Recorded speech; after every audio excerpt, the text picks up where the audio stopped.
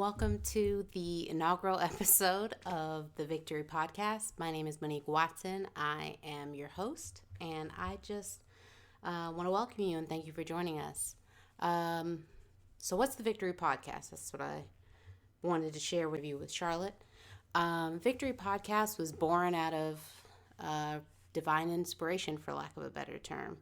I was on a plane coming back from a work trip, and God spoke to me and told me initially that I should write a book. And I was like, Lord, as many of my conversations, I don't know how to write a book. He's like, gave me an idea of an inspirational book. And then he revealed to me later, I want you to start with a podcast. And I was like, I've never done a podcast. I've been guest host on a couple of podcasts with one of my friends who lives in Canada. But I've never done a podcast. I don't know what it takes to produce it, but I think he slowly prepared me for developing this podcast. So this is the inaugural episode, and the goal of this podcast is for inspiration and for people to feel a sense that no matter what they're going through, regardless of whether it's grief, emotional trauma, relationship issues, career issues, what have you, that there is victory at the end. That through the power of using psychological skills, some self-development skills, religion, a relationship with God, you are able to overcome things in your life. So that's the goal of the podcast. Hopefully you get something out of it. My first interview is with Charlotte. She was a few years ahead of me in high school, and she shares with us a powerful story of her life, of some very impactful grief and loss in her life, even at a seemingly early age, and how she was able to overcome, and how she's turned that grief and pain into something very powerful that's impacting, including myself. So I hope you enjoyed the interview.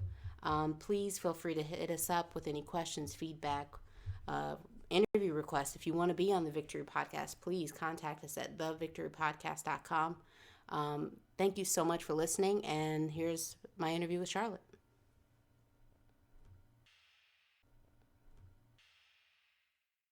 Victory Podcast, and I am sitting here with Charlotte, and you have to tell me once and for all how to pronounce your last name now. Akinkabe. Someone asked me the other day, I was like, it starts with an A, and it has a K in there. Akinkabe. It's Nigerian. So, shout out to Nigeria. So, we're going to start with Charlotte, and I have known each other since high school and have recently reconnected, and we'll get into some of that later in the interview. So maybe, Charlotte, you can tell us a little bit about yourself, a little bit of, give the people a little background on you before we get deeper into the interview. A little bit about myself. Like what? So, where are you originally from? Are you born and raised in New Orleans, or? Originally, I was born in Colorado, but moved to New Orleans when I was 3. So I've been here my whole life, essentially. Mm-hmm. Yep. And then went to high school at? Ursuline. Yes, that's how we know each other. And then went to LSU for college. And then came back home after college. So. And then, what did you do post-college? Come back and do? So I did some design. That's what my degree is in interior design from LSU. So I did some. That's why her house looks fabulous. We're broadcasting this from her house, and her house looks fantastic.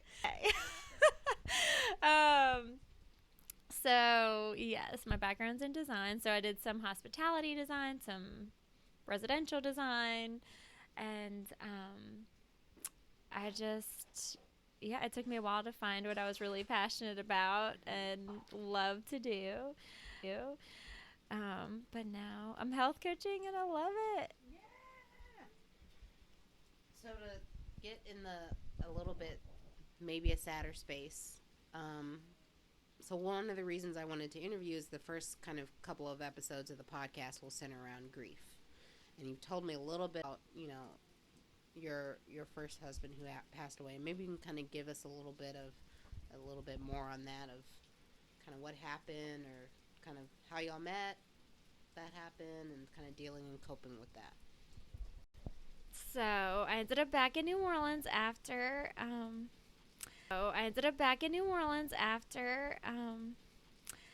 After college, and I didn't really know where to plug in. I became a Christian in college, really. So, you know, I believed before that in high school, but I didn't really know I'd have that personal relationship with God. So I really learned that oddly kind of through my sorority in college. And then when I moved back to New Orleans, I had no idea where to go. One of my good friends in college had me connect with her high school mentor, Leslie. So I plugged into a small girls group with her, and then Leslie told me about a local church, and I started going there. And so we met at church, and non-denominational, or I don't know, Baptist, I don't know what they call that. Just Jesus believing. So I met him there, and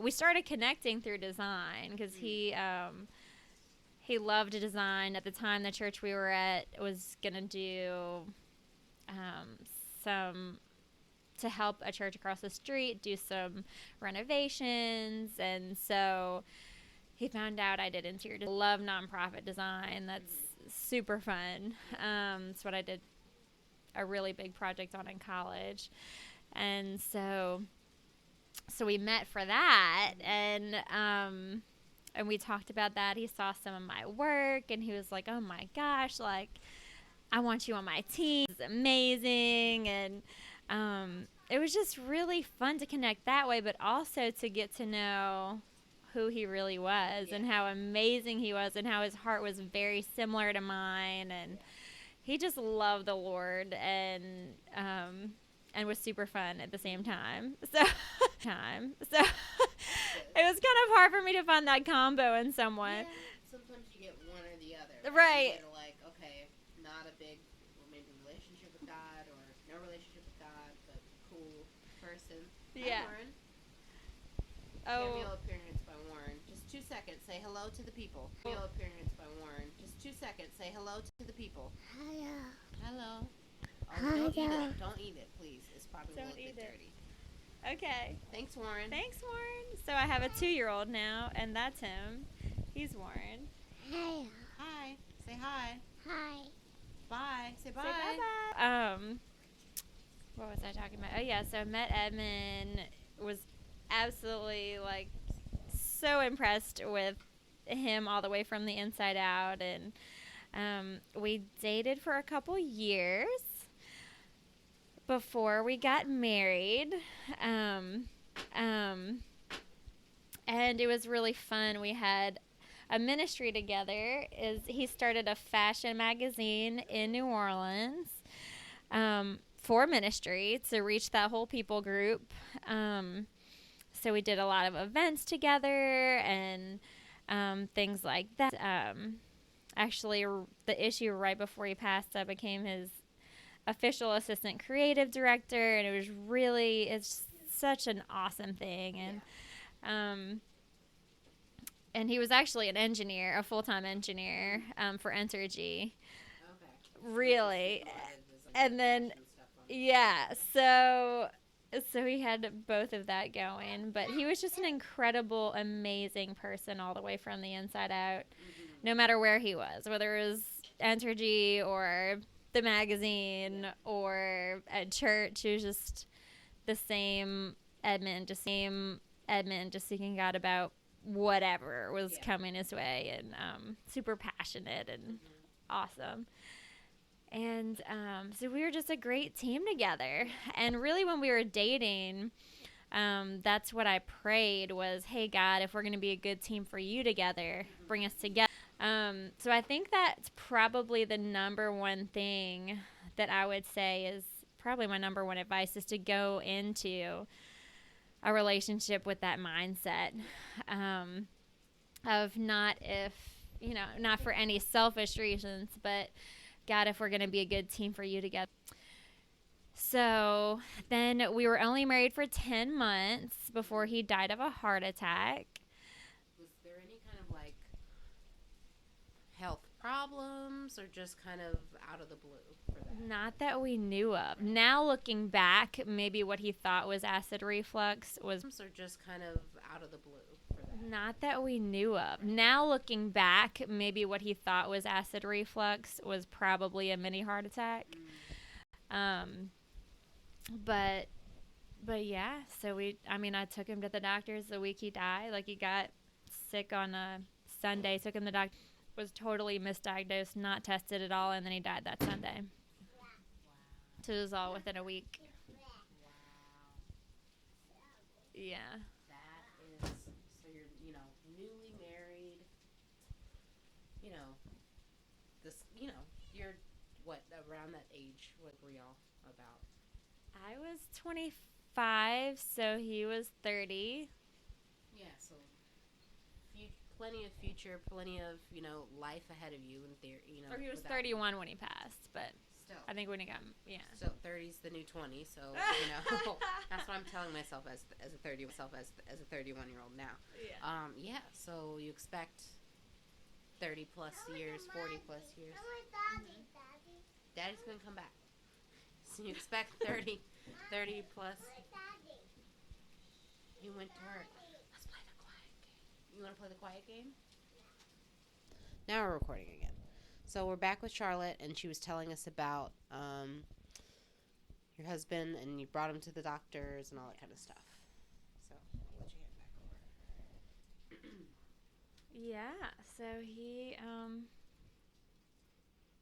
he died like on a Sunday morning. Get up and maybe go on the couch and watch TV. So that's what I thought he did in the middle of the night. And I got up and he was just dead on the floor. So I called the police and grabbed the neighbor from across the street because I was hysterical, and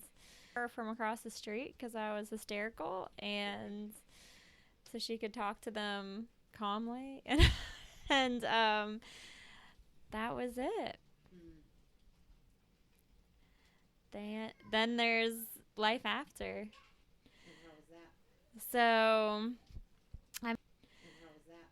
So right after it happened, because we were a team for God, and that's why we were together. When that happened, I was like, okay, God, well, now is not a time for me to feel sorry for me, because nothing about me. God's going to do something really big with this. There's only one reason that this should happen, and it's to totally do something absolutely incredible and have a huge impact for Christ. So, so at the wake, we had a wake, and then one day, and then the next it was a funeral, and then there was a life celebration that some friends threw. And at the wake, my little baby. So at the wake, I guess everyone who came up to me who I knew was a believer, I would just say, pray for the service, for the funeral service. Pray for everyone coming. God's going to do something really big. It's going to be awesome. So it was for a reason, and then it was going to multiply. So that's what happened. The funeral service was incredible. There was at least probably over 600 people there. And it was amazing. Probably the most incredible service I've ever been to. And I just prayed because there was nothing left of me. So I was like, God, just do something. Just speak through me. Just do something. And so I spoke at the service, and amazing to hear from every walk of life, like no matter what Edmund was doing, from all the different circles of influence that he had, for everyone to know that what his inspiration was from, where he got his life, was from God. And that's what made him so amazing with everything that he did. And so, yeah, it was incredible. And I have tons of great stories from that of how it's multiplied. But it was definitely,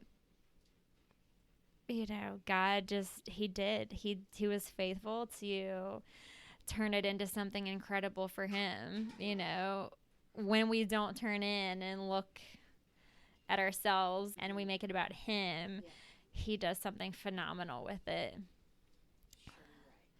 So, I mean, even like just one example of something awesome, one story of how it multiplied was one of the models that worked with him celebration and heard me speak at the funeral and was like, hey, I heard you talk, and me and my husband are separated right now, but I really want God in the center, and can we hang out?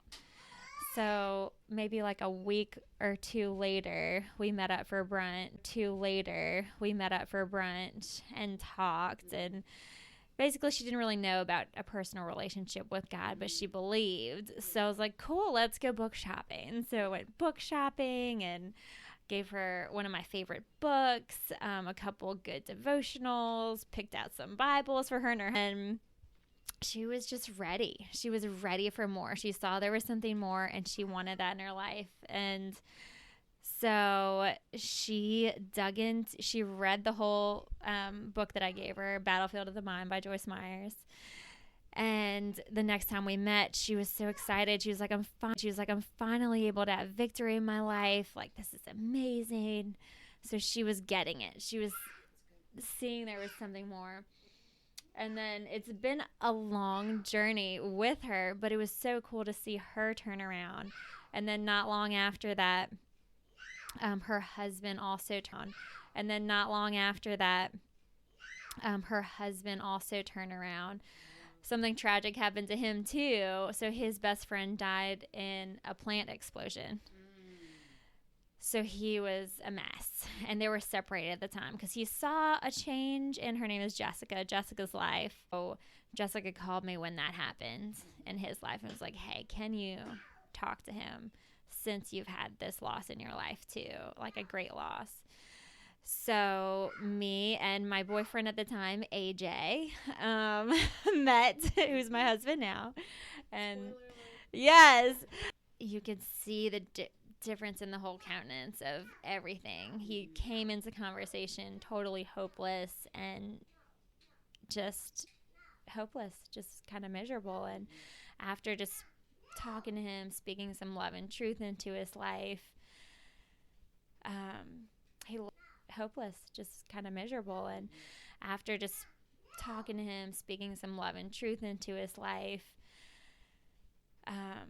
he left actually a little bit hopeful, and like this God thing could be real, and maybe there is hope in life.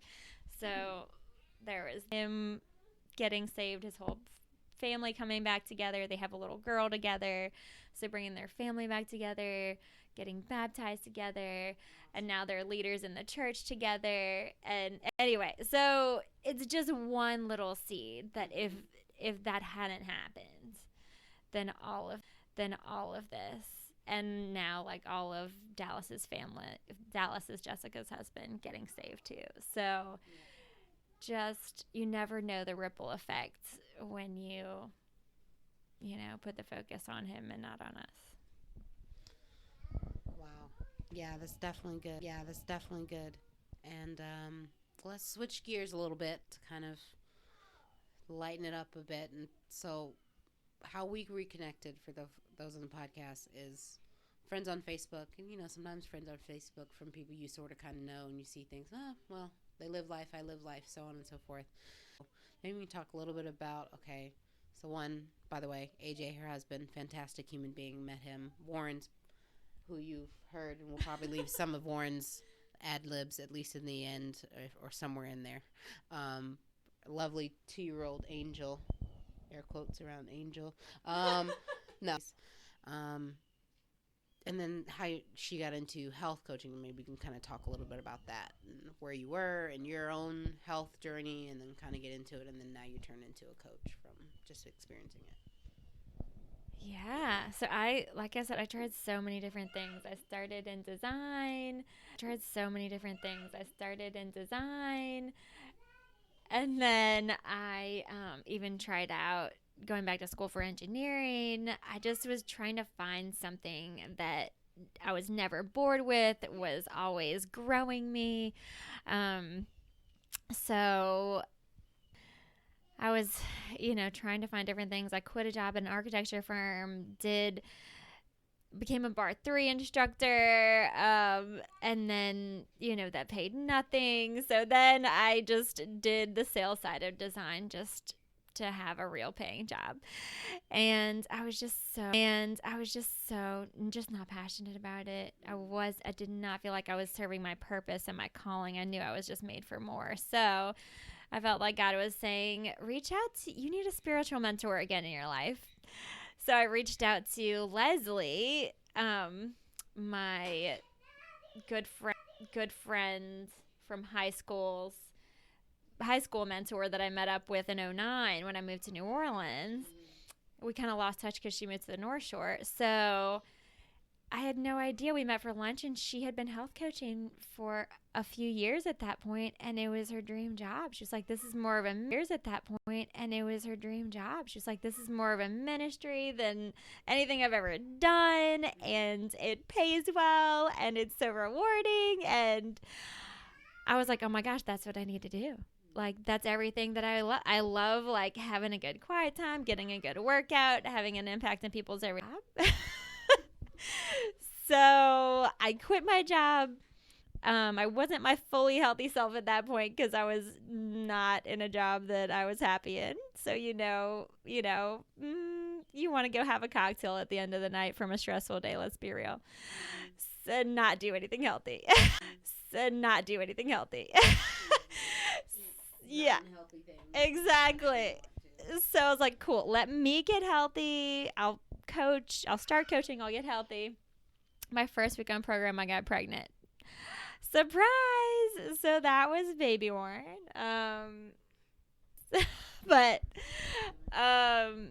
Anyway, so it was kind of on pause for a little bit, but then I was super prepared. I had my coach and everything after baby. Was really motivated and excited to get that extra 50 pounds off after baby. So I did it and kind of lived my journey a little bit out loud on Facebook. And that's how me and Monique connected. And now she's 76 pounds down. Woo! So it's just so fun. I love it. And the personal growth is amazing. And I never get bored, which is insane because everything else I've done is I've hit a plateau, I feel like.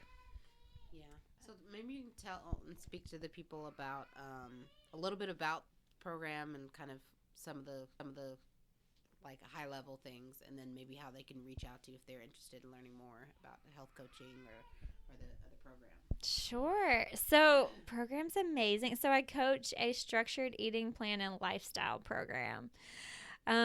So really we have different programs depending on our nursing moms program, and then move to our weight loss program. So it just depends on what's right for you personally. So I love to get to know your personal health goals first and do just a 20-minute health assessment call to see if what I coach is a good fit for you.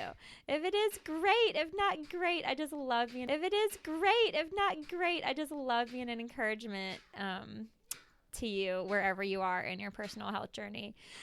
So I would say the best way to reach out to me is via Facebook. So it's Charlotte Akinkabe. Just shoot me a Facebook message.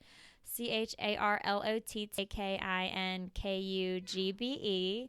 So just shoot me a Facebook message and I would love to connect with you. It's so much fun. Don't be afraid. It's awesome. All right. Thanks, Charlotte, so much. And you can also, we'll link her profile and everything on the Victory Podcast Facebook group, which is the Victory Pod. We're also on Facebook, Twitter, and Instagram as the Victory Pod, as well as our website, thevictorypodcast.com. That's the THE Victory VICTORY podcast PODCAST.com. Thanks, guys, and thanks, Charlotte, for joining us. Well, I want to thank Charlotte so much for participating in the interview and creating what was really a great episode, and Baby Warren for his little cameo appearance. I just wanted to share a couple of verses from the Bible that may be helpful for people who are going through a similar situation. Whether it's, your spouse or any kind of grief that you're going through. I'll share two verses. One comes from the book of Revelation, chapter 21, verse 4, or mourning or crying or pain, for the old order of things has passed away. The other one I would say is Psalm 34:18, which really speaks to me even more. The Lord is close to the brokenhearted and saved those who are crushed in spirit. So many times when you're going through a grief, loss of someone, loss of a loved one, it can be hard to see God in the middle of that, especially if you're like Charlotte, where it's definitely more unexpected. Someone who's young, vibrant, and next thing you know, they're no longer with you. But don't sit too long in that pain, and really, really turn to God and look for Him in those situations, and He will speak to you and speak through you to help you through that situation, and it may even turn that moment into something powerful to help others like Charlotte did. So thank you so much, Charlotte, for your time and your candor during that interview process, and thank you all for listening. So once again, check us out on thevictorypodcast.com. All of our social media is there. We're on Instagram. We're on Twitter. All of that. Thevictorypodcast.com. You can contact us and check us out. So thank you so much. And thanks for listening. Have a great, victorious day.